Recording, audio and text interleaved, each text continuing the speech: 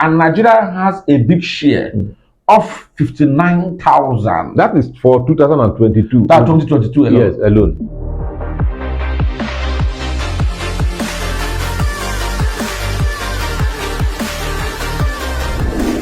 Yeah, welcome on Noble TV Live. My name is Chidi Peters. I want to take you on why the British government recently banned African students from bringing their relative to United Kingdom for studies. It's no news that United Kingdom have been facing some economic challenges, beginning from an economic meltdown from 2018 to 2019 and the complete shutdown by COVID-19, which of course crippled the world economy. In the wake of it, the Britain are struggling to see how to survive. In that regard again, high rate of immigration to UK increased in 2022, up to 1 million people migrating from Africa to the United Kingdom. And of course, the war in Ukraine also migrating to the United Kingdom, forcing the United Kingdom to reach an bilateral agreement with Rwanda to shield some migrants or refugees to Rwanda. That also is in the process. But the shocking news is that out of 337,777 people that migrated into United Kingdom moved there with a relative. But most spectacular is Nigeria. 59,052 Nigerian students moved to United Kingdom and moved in with 60,923 relatives. Well, forgive my laughter. This is part of it. That is what we see in Nigeria, where poverty is driving our youth into jagbai. With me in the studio to dissect this very wonderful topic is no other person than Augustine Omilo. Augustine Omilo is a public analyst and, of course, a public commentator and a computer engineer. Augustine Omilo, you're welcome to Noble TV Live Studio. Thank you very much. Let me take you with this issue. Nigeria, to be specific, had 59,000 students moving to United Kingdom for study, not PhD. And these people move with 60,000 plus. They are near 61,000 plus. That is extra 1,000 people to the United Kingdom. I don't understand. Are they going there for work permit? Are they going there for leisure permit? How come we are going there and you're going with the relatives? You know, these relatives normally are invited either during their convocation or their graduation ceremonies. But unfortunately, you know, Nigeria explores every loophole to leave Nigeria. You know, imagine your son is graduating in Britain. First of all, consider the pains, the economic pains your child that is studying in the United Kingdom inflicts on Nigerian economy.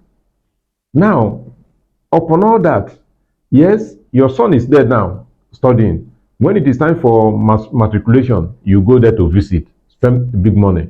When it is time for graduation, you also go there. But in between, some of Nigerians use the opportunity now to also leave the shores of the country.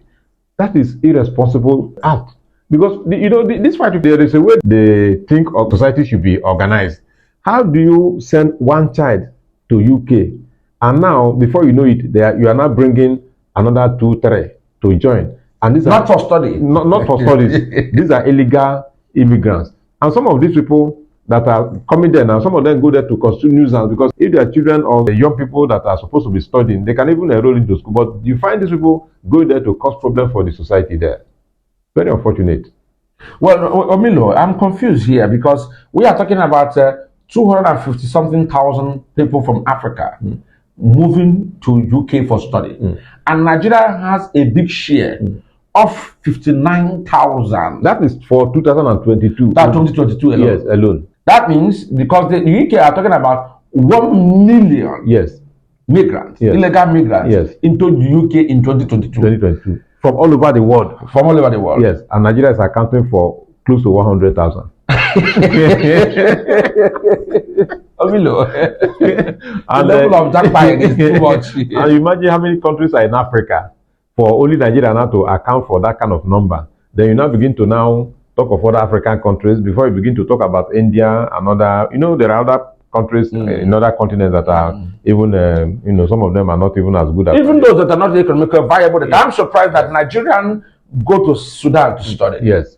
Sudan of all Sudan. Yes. Sudan inflation is very high. Yes. Sudan poverty level is very high.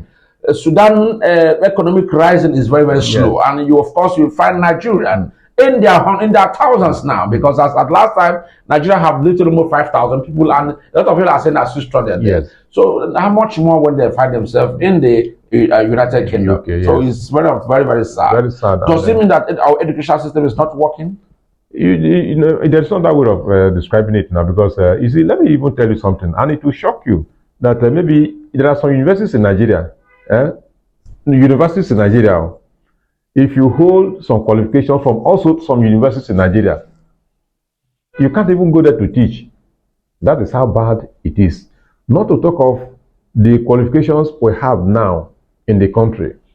So for many people now who can afford it, you take your child or your children to places where you get certificate, not a certificate. Yeah, certificate, yes. So when you come out from school, actually you have come out of school because you certificate.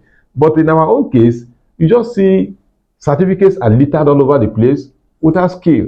So for parents who can afford it, they want their children to also have skill, because you see, when we talk about unemployment, there's unemployment, though, I agree, in Nigeria, but to a very large extent, if you find a child that has certificate and also has skill, the sky is the limit of that child.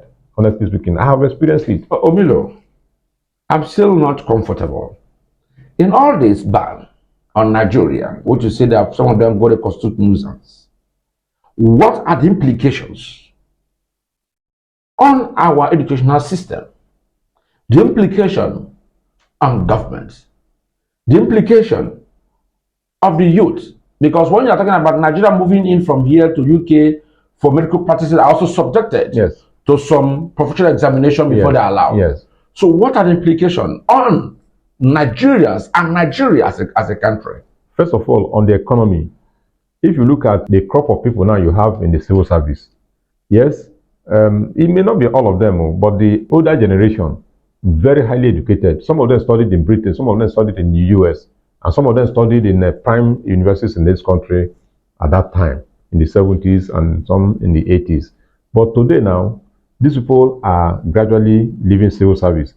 But you hardly can find any graduate of Nigerian extraction that studied in UK or US that finishes or concludes his study or her studies and comes back to Nigerian civil service. You don't find that.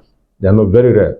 Instead, you find the best brains in Nigerian university. Even as we say the education here is poor, you find the best brains, people who do well here too, you find them moving abroad to join those of them that are trained abroad. So what do we have left? We have people who are just like maybe some people who go to civil service because they feel civil service is a place where anybody can just go. You don't go there to work hard. That is their impression. Whereas the people that are actually serious about skill and deploying the same skill to make an environment, an organization to thrive, they leave Nigeria and go abroad. So the implication is that we are not working on an economy that will grow at the rate we anticipate. And therefore, many nations of the world will be leaving Nigeria behind, will become a beggarly. And the policies we put in place to maybe relieve of all this embarrassment will not be there, because we are using poorly educated and poorly kind of trained personnel. That is the implication. Of course, we have had it all on Nigeria moving to the UK and other parts of the world for study, moving with their family. Of course, the United Kingdom have banned every other country, plus Nigeria, from bringing their relative or their family to the UK when they are there for study, though people who are on PhD are exempted because they are there for more advanced studies. Of course, this is Chidi Peters. With me in the studio is Augustine Omilo. Don't fail to like, share, comment, and press the notification button so that whatever we post, you'll be the first to receive. This is Noble TV Live. Bye-bye.